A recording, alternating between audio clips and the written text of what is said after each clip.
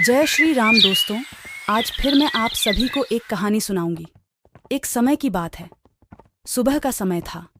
लोग टहल रहे थे। वहीं पास में एक बुजुर्ग आदमी जमीन पर गिरे हुए थे, लेकिन कोई भी उनकी मदद नहीं कर रहा था।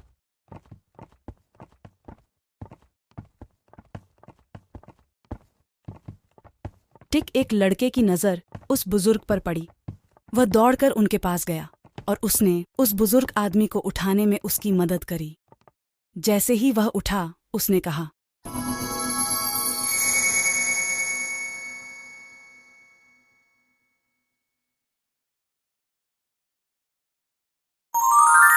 मैं एक एलियन हूँ।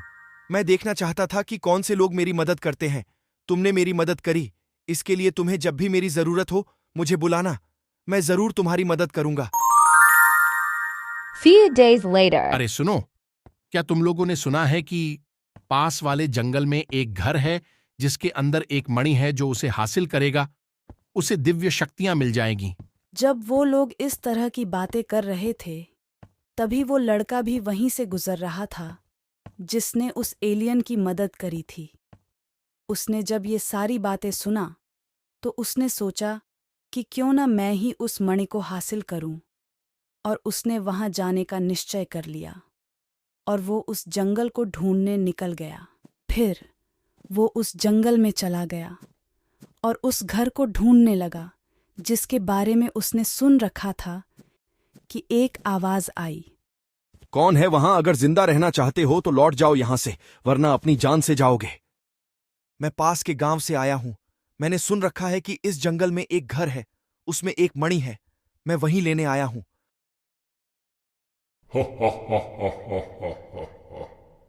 भूल जाओ उस मणि के बारे में। उस तक पहुंचने के लिए तुम्हें मुझसे लड़कर मुझे हराना होगा। उसके बाद ही तुम उस तक पहुंच पाओगे। उसकी बातें सुनकर पहले तो लड़का थोड़ा सा डर गया, लेकिन फिर उसने हिम्मत जुटाई और लड़ने के लिए तैयार हो गया।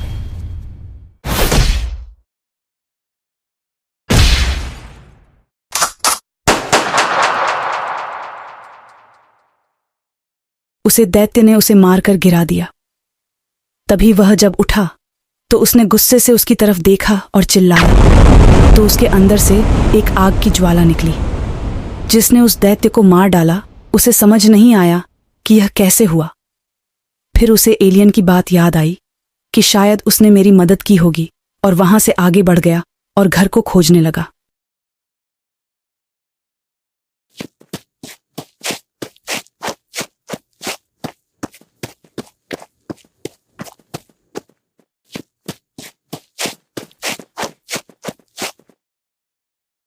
फिर उसे वो घर दिखा और वो धीरे धीरे उसके अंदर जाने की कोशिश करने लगा, लेकिन उसके सामने एक दैत्य प्रकट हो गया जिसे देखकर वह डर गया। लेकिन उसने फिर से हिम्मत से कम ली, और जैसे ही वो दैत्य उसके सामने आने लगा, उसने अपनी बंदूक से उस पर गोलियां चला दी और वह दैत्य वहीं पर ढेर हो गया।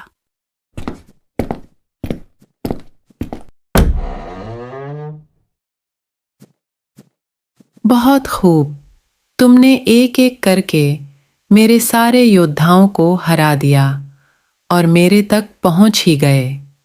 अब जरा मुझे भी तो दिखाओ, तुम्हारे अंदर कितनी क्षमता है। इतना कहकर वो राक्षसी उस पर हमला करने लगी। उसने एक के बाद एक हमला उस पर चालू कर दिया। वो लड़का उस राक्षसी के सामने कमजोर पड़ने लगा। फिर उसने उस एलियन को याद किया। वह एलियन उसके सामने आ गया। फिर लड़के ने बोला, मुझे कुछ शक्तियां चाहिए। इस राक्षसी को हराने के लिए एलियन ने उसे शक्तियां देकर वहां से चला गया।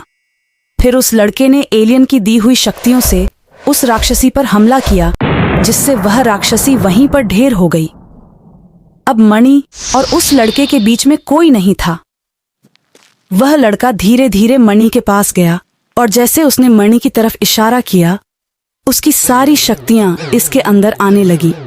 वह शक्तियां पाकर फिर से अपने गांव चला गया।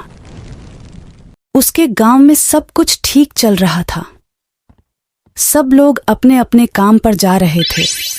तभी वो लड़का वहां पर प्रकट हुआ और अपनी मस्ती में झूमता हुआ आगे बढ़ने लगा। उसे एक कार खड़ी दिखी। उसने कहा, रुको, ये कार मैं लेकर जाऊंगा। लेकिन उस कार के मालिक ने मना कर दिया। उसके बाद उस लड़के ने इस कार को बर्बाद कर दिया। यह देखकर वहां खड़े सारे लोग डर गए और अपनी जान बचाने के लिए भागने लगे। उन्हें भागता हुआ देखकर वह लड़का जोर जोर से हंसने लगा। वो लड़का अपनी मस्ती में फिर से आगे बढ़ने लगा। उसे रोकने के लिए एक पुलिस वाला दौड़कर उसकी तरफ आया और उसे रोका। लेकिन उसे लड़के ने उसे पुलिस वाले पर भी हमला कर दिया और पुलिस वाले को भी मार डाला। लेकिन इतने पर भी उसका पेट नहीं भरा और उसने अपनी तबाही मचानी जारी रखी और फिर आगे बढ़ता चला गया।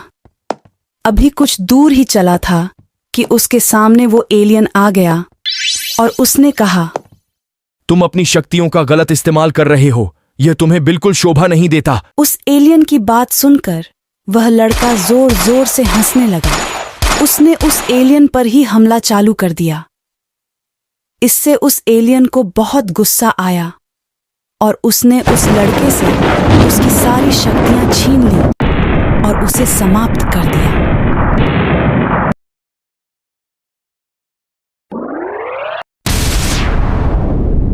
तो दोस्तों, इस कहानी से हमें ये सीख मिलती है कि जब भी हमें कुछ अतिरिक्त शक्ति या ज्ञान मिल जाता है तो इसका मतलब ये है कि हमारे ऊपर अधिक जिम्मेदारी आ जाती है। इसका ये मतलब कतई नहीं है कि उस शक्ति का उपयोग दूसरों को परेशान करने में करे, नहीं तो जिस भगवान ने हमें ये शक्तियां दी हैं वो वापस भी ले सकते हैं।